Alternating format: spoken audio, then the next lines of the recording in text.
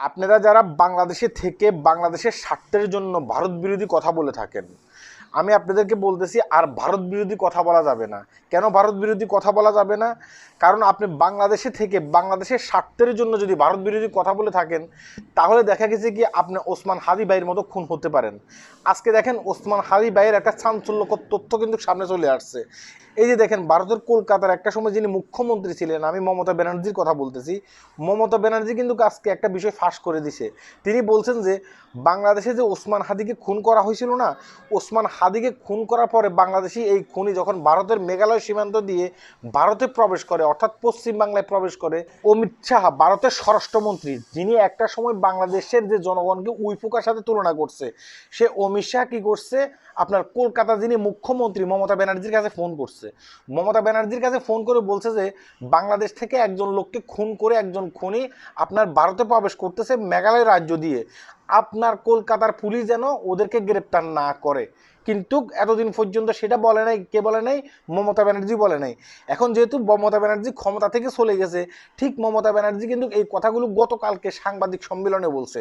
এখন আপনাকে একটা কথা বলি, এই যে আমাদের যিনি হাদি ভাইয়া ছিল, হাদি ভাই ছিল একজন নেতা, তাকে কিন্তু অনেকেই চিনত। তিনি ভারত বিরোধী কথা বলছে, তারপরেও কিন্তু দেখা গেছে কি তাকে মেরে ফেলা হয়েছে বাংলাদেশের মাটিতে বাংলাদেশি জনগণ দিয়ে।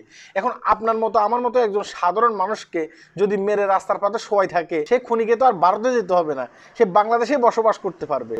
কারণ আপনি আর আমি সাধারণ মানুষ। তাই আমি বলতেছি যে ভাই, এখন থেকে ভারত বিরোধী আর কথা বলা যাবে না। আপনি ভারত বিরোধী কথা বলবেন, বাংলাদেশের স্বার্থে কথা বলবেন।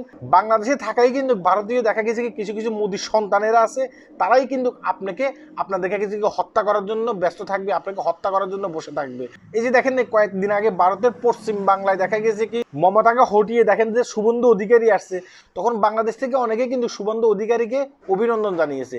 যে শুভেন্দু অধিকারী পশ্চিম বাংলায় অসংখ্য মুসলমান ভাইদেরকে মানে একটা টমার ভিতরে রাখছে, তাদেরকে সেখানে ঈদ করতে দেওয়া হচ্ছে না, তাদেরকে সেখানে গরু জবাই করতে দেওয়া হচ্ছে না, তাদেরকে সেখানে দেখা গেছে কি রাস্তায় নামাজ পড়তে দেওয়া হচ্ছে না। শুধুমাত্র রাজনীতির কারণে তারা কি করতেছে, তারা নিজের দেশের ভাইদেরকেও এখানে দেখা গেছে কি আপনার লাঞ্ছিত করতেছে, হত্যা করার জন্য চেষ্টা করতেছে। আবার কেউ কেউ হত্যা করে বাংলাদেশ থেকে সেখানে পালিয়ে যাচ্ছে। তাই আমি বলতেছি যে ভাই দেখেন, বাংলাদেশে থেকেও আপনি যদি মনে করেন যে আপনি ভারত বিরোধী কথা বলবেন, আপনি কিন্তু বাংলাদেশেও নিরাপদ না। কারণ বাংলাদেশ সরকার আপনাকে নিরাপত্তা দিতে পারবে না। ঠিক আছে, যদি বাংলাদেশ সরকার আপনাকে নিরাপত্তা দিতে পারতো, তাহলে দেখা গেছে কি এই যে ওসমান হাদি ভাই বাংলাদেশে খুন হতো না, কখনো খুন হতো না।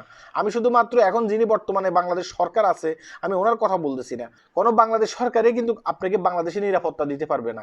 আপনি যদি বাংলাদেশের স্বার্থে অন্য কোনো দেশের বিরোধিতা করেন, অন্য কোনো দেশের বিপক্ষে কথা বলেন। আল্লাহ হাফেজ।